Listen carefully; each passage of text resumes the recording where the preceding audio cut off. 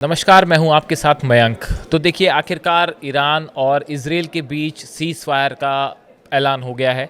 और ट्रंप की तरफ से पहले हुआ ये ऐलान, उसके बाद अब नेतन्याहू ने भी कंफर्म किया है, और अब्बास अराक्ची जो विदेश मंत्री हैं ईरान के, इन्होंने भी ये कहा है कि सीज़ फायर अब हो चुका है।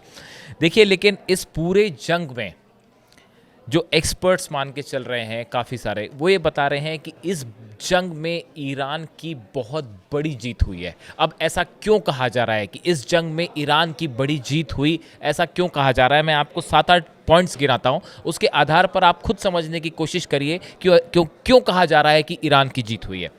देखिए, सबसे पहली बात, इस जंग में अब इजराइल और अमेरिका दोनों मिलकर लड़े। अमेरिका ने आखिरी में साथ दिया इजराइल का, लेकिन ईरान ने दोनों को करारा जवाब दिया। अपने दम पर अकेले ईरान लड़ता रहा आखिरी तक। और देखिए, ईरान बिल्कुल नहीं झुका, बिल्कुल नहीं डरा, बिल्कुल नहीं पीछे हटा। ईरान ने सरेंडर नहीं किया। जो ट्रंप बार बार कहते रहे ईरान को कि सरेंडर कीजिए, सरेंडर कीजिए, बिना शर्त सरेंडर कीजिए, ईरान ने सरेंडर नहीं किया। और आखिरी समय तक ईरान ने जो है वो ज़बरदस्त जंग की है। देखिए, कल जब अल उदेद एयरबेस पर ईरान की तरफ से बैलिस्टिक मिसाइल्स फायर हुई, 14 बैलिस्टिक मिसाइल्स फायर हुई अमेरिका के जो एयरबेस है अल उदेद एयरबेस पर। उसके बाद जो है अली खामेनी साहब जो सुप्रीम लीडर हैं, इनकी तरफ से जो बयान आया, उस बयान को जरा गौर से सुनिए। उन्होंने कहा, ईरान आत्मसमर्पण करने वाला राष्ट्र नहीं है। जो लोग ईरान के इतिहास और लोगों को जानते हैं वो ये बात अच्छी तरह से जानते हैं, ईरान किसी के सामने झुकेगा नहीं। हम किसी के द्वारा जाति को किसी भी हाल में स्वीकार नहीं करेंगे। देखिए, खामेनी साहब ने पहले ही कह दिया था कि चाहे आप लाख हमले कर लीजिए, चाहे जो कर लीजिए, ईरान कभी झुकने वाला नहीं है। और कल उन्होंने जब ये अमेरिकी की बेस पर मिसाइल अटैक हुआ और ईरान की तरफ से दावा किया गया कि हमने अल उदेद एयर बेस का जो मेन पोर्शन है उस पर एक मिसाइल हमारी हिट हुई है और उसको हमने उड़ा दिया है, उसके बाद देखिए पूरे तेहरान में जश्न की तस्वीरें रात भर आती रहीं। सैकड़ों लोग अपने व्हीकल्स पे जो है, हज़ारों लोग अपने व्हीकल्स पे जो है वो सड़कों पर ईरान के थे और सिर्फ अल्लाह अकबर के नारे लग रहे थे। उसके बाद जो है, देखिए, पहली बात तो ये हुई कि ईरान ने अपने दम पर अकेले इजराइल और अमेरिका दोनों को सीज फायर के लिए मजबूर किया है। दूसरी बात जो कही जा रही है, देखिए, लगातार इजराइल और अमेरिका की तरफ से कोशिश हो रही थी कि ईरान में लीडरशिप चेंज हो जाए, खामेनेई साहब की जो रिजीम है ये चेंज हो जाए, ये तख्ता पलट हो जाए। लेकिन लाख कोशिशों के बावजूद ना अमेरिका इसमें कामयाब हो पाया, ना इजराइल इस पर कामयाब हो पाया। कोई खामेनेई साहब को छू भी नहीं पाया। खबरें आ रही थी कि उनके ऊपर हमला हो सकता है, उनके असैसिनेशन के ऑर्डर दे दिए हैं नेतन्याहू ने, इस तरह की तमाम खबरें आई, लेकिन खामेनेई साहब को कोई छू भी नहीं पाया और ना ही उनकी कोई सत्ता चेंज हो पाई। ये दूसरी बड़ी कामयाबी ईरान की। तीसरी सबसे बड़ी कामयाबी, ईरान का यूरेनियम सेफ है, सुरक्षित है। ये दावा है ईरान का। ईरान की तरफ से कहा गया कि फोर्दो पर, इसके पहले कि फोर्दो पर अमेरिका के B-2 बॉम्बर्स हमला करते, GBU-57 जो बॉम्ब है वो ड्रॉप किया जाता, उसके पहले ही फोर्दो से जो एनरिच्ड यूरेनियम है उसको सुरक्षित जगह पहुंचा दिया गया था। यानी जिस बात को लेकर ये पूरा हमला किया गया, ईरान पर जंग थोपी गई, इजराइल ने हमले किए, अमेरिका ने हमले किए, जिस यूरेनियम को के लिए इतना जो है वो लड़ाई हो गई, जंग हो गई, वो यूरेनियम ईरान के मुताबिक अब भी सुरक्षित जगह पर है और बिल्कुल सेफ है। चौथी बड़ी बात, कहा गया अमेरिका की तरफ से कि हमने तीनों न्यूक्लियर साइट्स तबाह कर दी हैं ईरान की।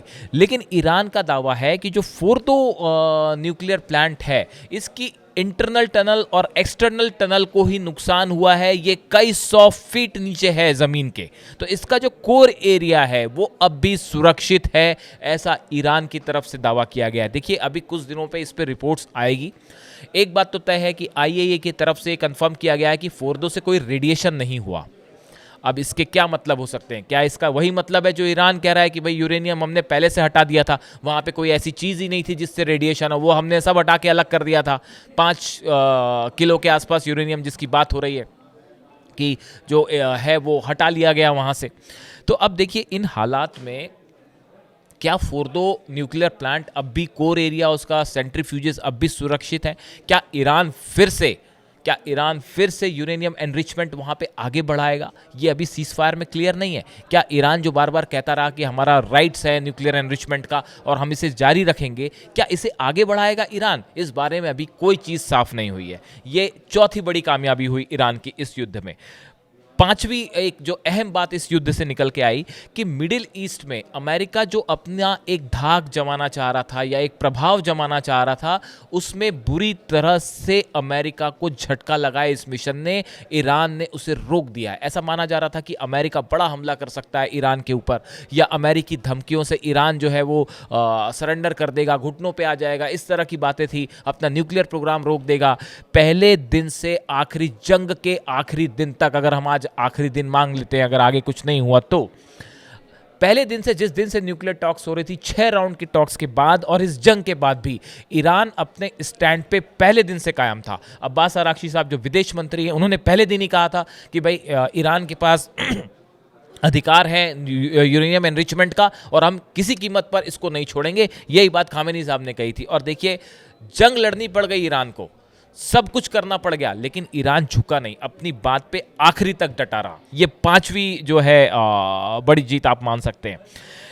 इसके बाद देखिए एक और जिस तरह से इजराइल ने हमला किया ईरान के ऊपर, उसके बाद पूरी दुनिया में बहुत से देश हैं जो कि ईरान का जिन्होंने समर्थन किया।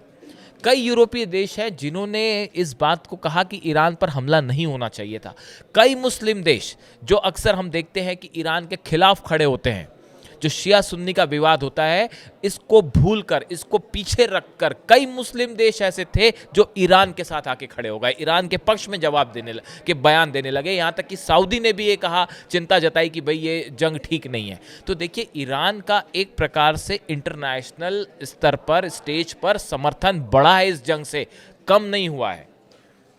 सातवीं बड़ी बात आप देखिए कि इस जंग में ईरान के काफ़ी सारे जो है कमांडर्स शहीद हुए, इसमें दो राय नहीं है। ईरान के काफ़ी सारे कमांडर्स एयर स्ट्राइक में उनकी शहादत हुई, लेकिन उसके बाद ईरान के जो लोग हैं वो पूरी मजबूती से एकजुट होकर खामेनी साहब के साथ उनके पीछे खड़े हो गए कि हम समर्थन करते हैं। जो इस तरह की खबरें आ रही थी कि अंदर से तख्ता पलट की कोशिशें हो सकती हैं, अंदर से एक फ्रैक्शन खामेनी साहब के अगेंस्ट जा सकता है, ऐसा नहीं हुआ। ईरान की जनता पहले के मुकाबले और एकजुट हो गई। ये सातवीं जो है वो ईरान की इस युद्ध में बड़ी जीत हुई।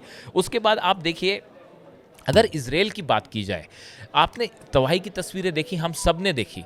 तेल अवीव में क्या हुआ, हाइफा में क्या हुआ, अशदोद में क्या हुआ। कम से कम ऐसे 10 से 12 शहर हैं इजराइल के जहां पे हज़ारों इमारतें जो हैं वो खंडर में बदल चुकी हैं। जबरदस्त तबाही हुई है, जिसका अंदेशा ना इजराइल को था, ना अमेरिका को था, ना यूरोप को था। आयरन डोम पूरी तरह से फेल हुआ है, एरो फेल हुआ है, थार्ड फेल हुआ है। ये जितने सिस्टम थे, ये इन सबको धता बताते हुए, एक तरफ रखते हुए ईरान की मिसाइल्स ने जबरदस्त तबाही मचाई है। जो एक प्रकार का गुरूर था इजराइल का, नेतन्याहू का, अपने डिफेंस सिस्टम को लेकर, वो पूरी तरह से तबाह हो गया।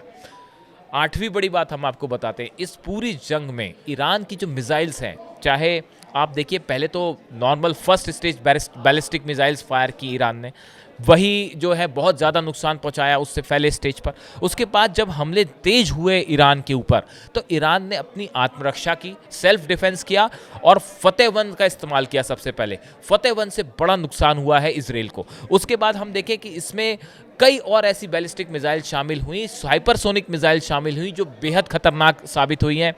जैसे कि फतेह 2 का इस्तेमाल हुआ। खैबर शिकन मिसाइल, इस मिसाइल ने तो वाकई जो जबरदस्त तबाही मचाई इजराइल में। एक साथ कई वॉरहेड्स इस मिसाइल से निकले, एक साथ जो है मल्टीपल टारगेट्स पे इसने निशाना बताया। उसी तरह खुर्रम शहर 4 भी इसी का ही नाम है, खुर्रम शहर 4 जो मिसाइल है वो गदर मिसाइल जो है, ये सब मिसाइल्स ऐसी साबित हुई जिन्होंने बहुत ज़बरदस्त इजराइल को नुकसान पहुंचाया है। और जब मिसाइलों की बात होगी तो हमेशा ये याद रखा जाएगा कि ईरान, तारीख इस बात को हमेशा याद रखेगी कि ईरान की मिसाइल्स ने इजराइल में जलजला ला दिया था, बहुत बड़ा नुकसान पहुंचाया था। तो देखिए, अब अगर हम ऐसे पॉइंट्स गिने, जहां तक सवाल है क्या ईरान का न्यूक्लियर प्रोग्राम अब थम जाएगा, अब आगे क्या होगा, ये अभी टॉक्स टेबल पे आनी बाकी है। अभी ये सीज फायर सिर्फ हमले रुके हैं, अभी आगे क्या होता है ये अभी तय नहीं है। ईरान ने कहीं नहीं ये कहा है कि भाई हम अपना न्यूक्लियर एनरिचमेंट प्रोग्राम रोक देंगे या हम जो है अमेरिका की शर्तें मान लेंगे। ईरान ने ऐसा कहीं नहीं कहा है। देखिए, जो ईरान के विदेश मंत्री हैं उनकी तरफ से बयान हमने पिछले वीडियो में बताया था, हम एक बार रिपीट करते हैं। The military operation of our powerful arm forces to punish Israel for its aggression continued until the very last minute at 4 AM। इन्होंने ये बयान दिया था कि भाई आखिरी समय तक हमने जंग की है, और उसके बाद अब उनका ये कहना है कि आने वाले वक्त में, आने वाले चंद दिनों में आगे क्या करना है, क्या टॉक्स शुरू होती हैं, इस पे अभी विचार होना बाकी है। तो देखिए, इस युद्ध का फिलहाल जो है नतीजा आउटकम था, ईरान भारी पड़ा है इजराइल के ऊपर, इसमें दो राय नहीं है। अब इसमें आगे जो भी डेवलपमेंट्स होते हैं हम आप तक लेके आएंगे। Thank you so much.